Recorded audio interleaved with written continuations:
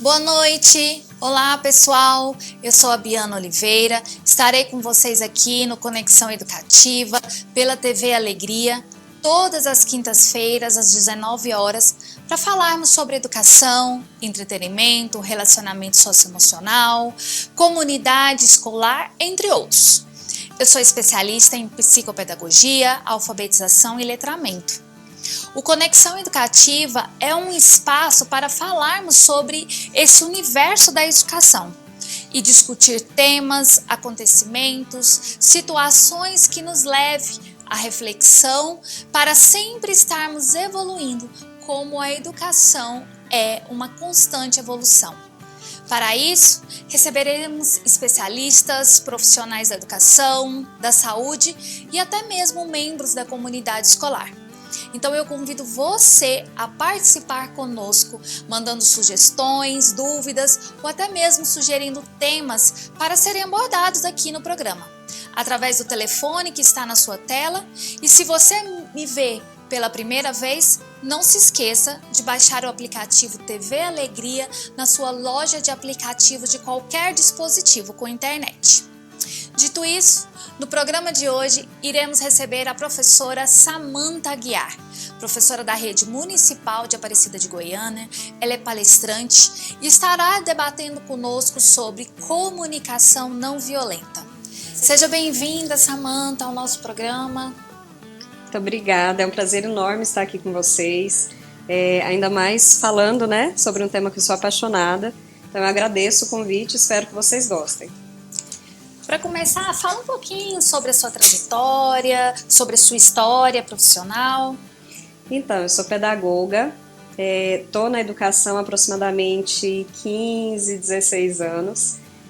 Tenho especialidade em docência universitária, educação infantil e recentemente tenho pesquisado sobre as contribuições da comunicação não violenta para o contexto escolar. Então, eu falo que o nosso trabalho é um trabalho muito importante porque a gente trabalha com formação humana, desenvolvimento de pessoas. Então, por isso é essa alegria que eu falei para você. Está certo. Explica pra gente o que é a comunicação não violenta e por que ela é importante no contexto escolar. Então, a comunicação não violenta, ela, na verdade, é uma teoria, Ela foi desenvolvida pelo Marshall Rosenberg, então tem um livro base.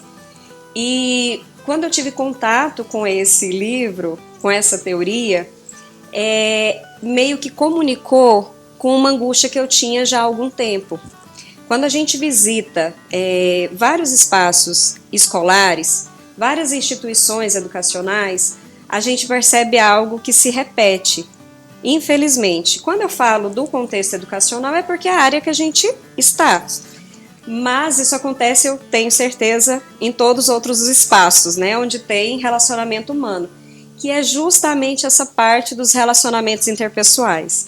Então, a forma como as pessoas se comunicam, a forma como as pessoas elas se organizam, e esses espaços, como que os seres humanos interagem, isso sempre mexeu muito comigo, principalmente por conta dos conflitos. Então, quando eu encontrei essa teoria, parece que ela veio me falando de uma angústia que eu já tinha, que eu já observava, mas eu falei, gente, acho que tem alguma coisa aqui que a gente pode trabalhar. E como que você implementou essa prática, de usar a comunicação não violenta na sua docência? Foi um trabalho meio que experimental, porque quando a gente trabalha com formação, a gente ensina, a gente está em contato com esse processo formativo, e aí tanto de adultos quanto de crianças, primeiro a gente faz a nossa própria formação. Então eu tive que entender dessa teoria, eu tive que entender os princípios, e nesse movimento autoformativo, eu já fui meio que experimentando também nas relações que eu tinha.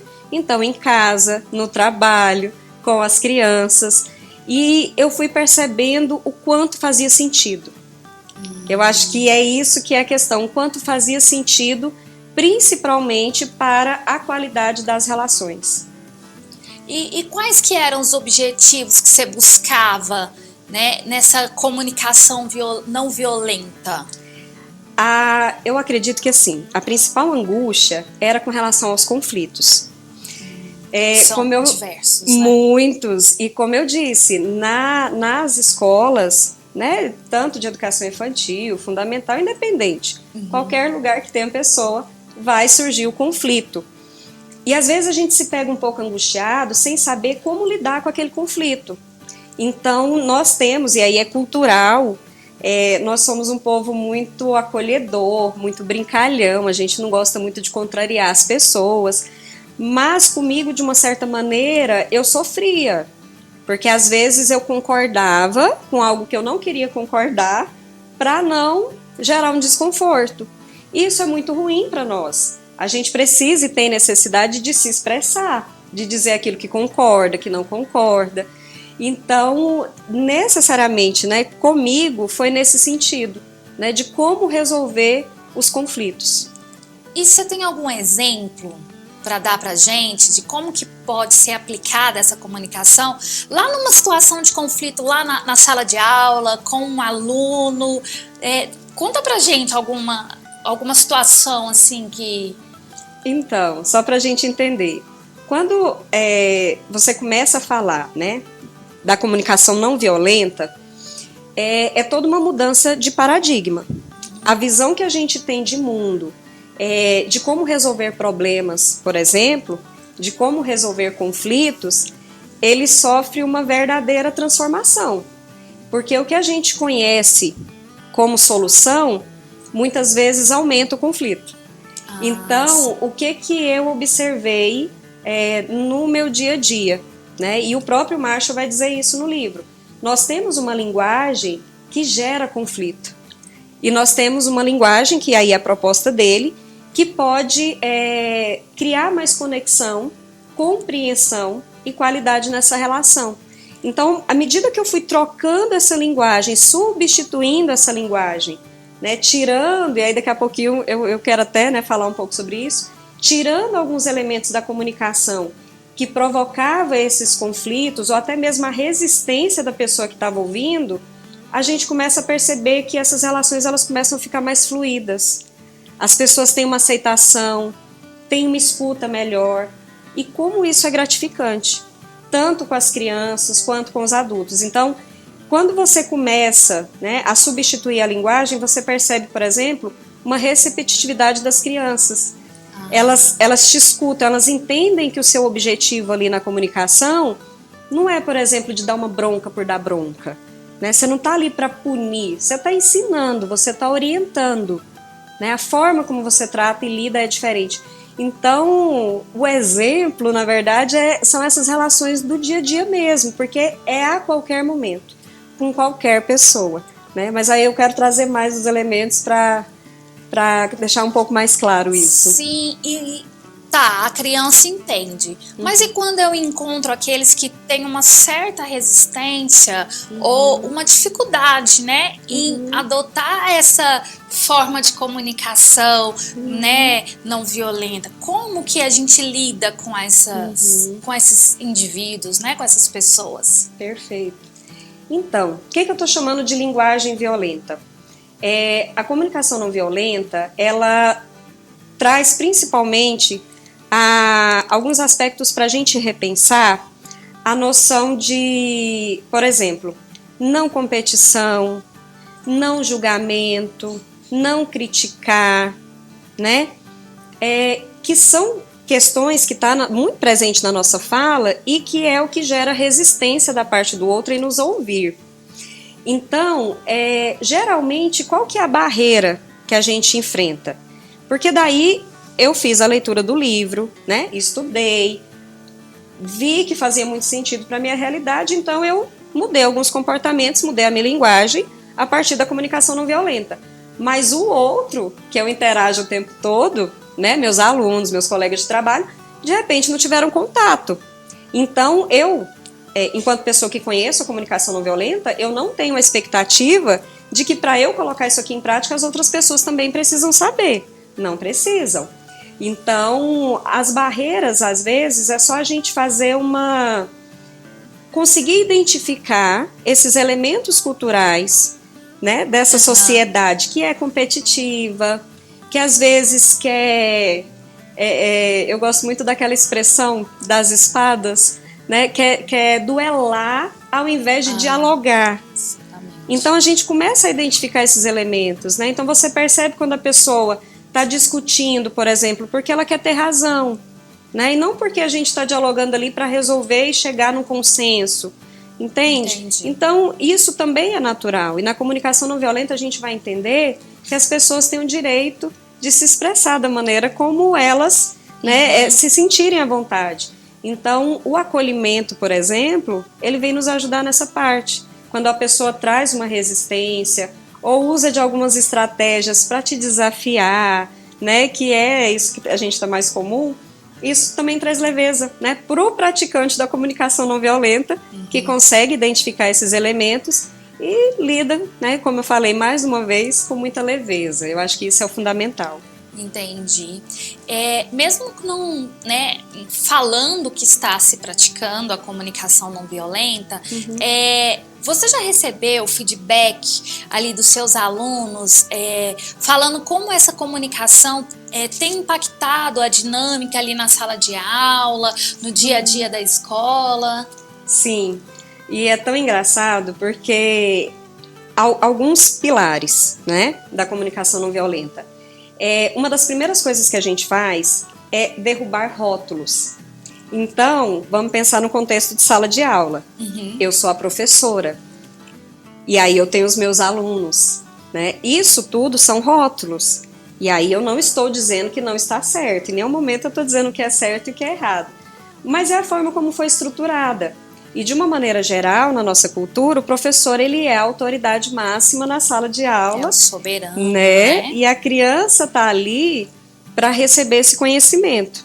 Então, o que essa teoria aqui nos faz pensar? Em relacionamentos mais horizontais, né? Não tão verticalizados.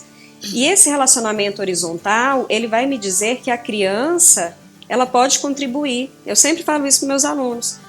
A gente está fazendo a aula, eu não estou dando a aula, a gente está fazendo. O meu papel é esse, o seu papel é esse. Então, essa semana eu até recebi um feedback muito interessante do meu aluno, que ele falou assim: professora, você conversa com a gente como se a gente fosse adulto.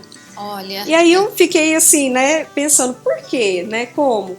E ele falou assim, não, é porque você conversa... E aí na interpretação que eu fiz, é porque era a forma como eu tratava ele. E de fato, eu converso com meus alunos como eu estou conversando com você aqui. Então a criança, ela traz uma dúvida, eu vou ouvi-la, né? Vou tentar entender o que ela está apresentando ali e vou responder. Então, olha a questão da violência na comunicação. Crítica, rótulo e julgamento. Eu não vou criticar uma criança, eu não vou rotular aquela criança, certo? E eu não vou permitir jamais uma sala de aula que uma criança fique julgando a outra, né? Também faça essas outras coisas na comunicação, como julgamento, como criticar, que era uma coisa que na nossa época que a gente estudava tinha demais. Você não podia levantar a mão e falar que estava com dúvida, porque todo mundo te apontava e te rotulava, né, como alguém com pouca inteligência. Não é verdade? Verdade, não nesses termos, né? Não era nesses termos, deixei ele um pouquinho mais bonitinho. Verdade. Não é? Então, os feedbacks que a gente recebe é principalmente no resgate desse olhar mais humanizado para as pessoas. Nós somos seres humanos precisam de aceitação, de acolhimento, né? E as crianças sentem muito isso, muito.